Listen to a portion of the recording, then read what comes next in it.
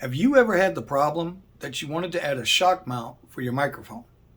And when you went to attach the shock mount to either your desk stand or your mounting arm, you found that the shock mount's female receptor, the 3/8 receptor, was too big? Well, let's solve that problem. So what I have here is the Elgato Wave 3 mic, which came with the base. But when I went to purchase and install the shock mount from Elgato, you've got a 1/4 there and a 3/8 female here. That don't work.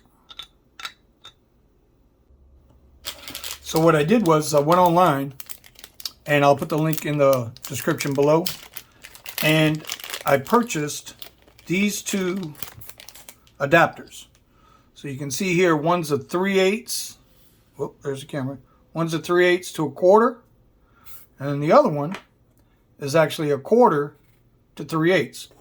So all we got to do there now, screw this in here,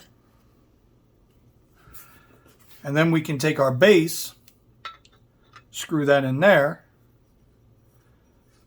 and once that's done, now we've got a solid mount, and we're ready to install the microphone.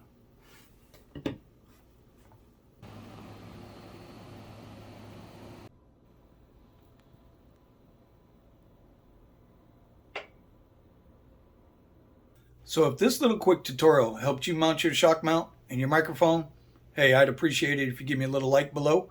And if you want, you can subscribe, because I will be doing more how-tos and reviews in the near future. Take care.